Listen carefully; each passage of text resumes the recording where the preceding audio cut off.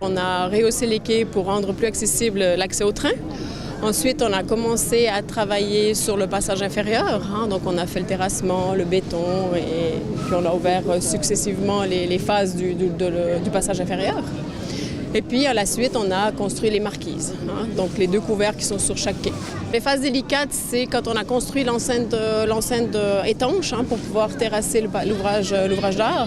Donc ça, on a fait, si j'ai bonne mémoire, 600 ou 700 pieux donc pour pouvoir terrasser, parce que l'ouvrage d'art est dans la nappe phréatique. Et on comprend aussi effectivement on va dire le mécontentement des riverains par rapport à ça. C'était un chantier qui a duré 2 ans. On a des défis de transport assez immenses. Rien qu'entre Lausanne et Genève, on a 50 000 voyageurs actuellement, 56 000 par jour.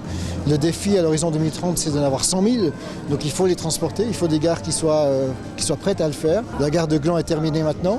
On va commencer d'ici l'année prochaine. L'année prochaine, on commencera la gare de Rolle, qu'on mettra aussi aux normes. Et puis ensuite, on a d'autres gares. On a Nyon, on a Morges qui sont encore dans le pipeline pour la suite. Donc toujours continuer à développer nos gares de manière à accueillir de plus en plus de voyageurs comme les prévisions nous l'obligent. Donc à l'horizon 2030, c'est de pouvoir passer de 56 000 voyageurs qu'on a actuellement à plus de 100 000. Voilà, cette gare, elle se modernise. Elle s'était attendue d'avoir des espaces conviviaux qui relient le territoire de Gland, mais surtout Gland sera de plus en plus relié, je l'ai dit, au reste du monde, puisque avec le projet d'augmentation du nombre de cadences des régios express qui iront jusqu'à Annemasse et jusqu'à Saint-Maurice, eh bien évidemment on aura un réseau très performant.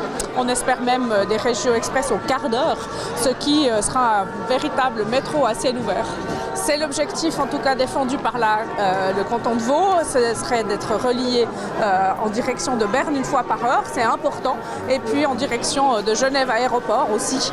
Comme ça, la ville de Gland serait au carrefour des enjeux de développement de toutes les régions du pays. C'est vrai que sur les plans, on se rendait quand même compte de l'importance, mais maintenant que c'est fini, c'est vrai que c'est gigantesque. C'est vraiment à la hauteur de ce qu'on attendait. Est-ce que nos enfants probablement pourront utiliser ces 10, 15, 20, 50 prochaines années. Il y a eu un financement vraiment d'un peu tout le monde, puisque au niveau de l'agglo du Grand Genève, il y a eu une participation via le conseil régional également.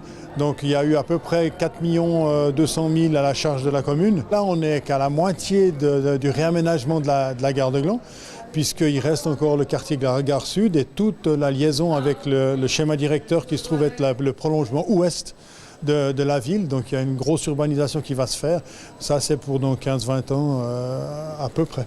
Si vous regardez des films du Far West, c'est vraiment ce qui est l'allure qu'avait cette gare. Aujourd'hui, on a une gare moderne, on a une gare qui correspond à une ville de 13-14 000 habitants, voire plus, puisque Gland ne va pas s'arrêter de grandir encore aujourd'hui. On avait eu une étude auprès de la population qui avait signifié que la centralité de la gare devait être vue. Et la vie, ça passe par des aménagements. On voit par exemple tout simplement ces espèces de bancs ovales qui permettent de s'asseoir. Ces possibilités d'installer le marché, c'est tous des équipements qui donnent de la vie à la gare de Gland. Je crois que Gland commence sérieusement à bien vivre. On voit que la culture s'est bien installée. Pour la jeunesse, il y a aussi de nombreuses choses qui sont réalisées. Et on voit que la population maintenant adhère de mieux en mieux finalement aux propositions qui leur sont faites. Et je crois que c'est vraiment véritablement un esprit qui a changé à Gland.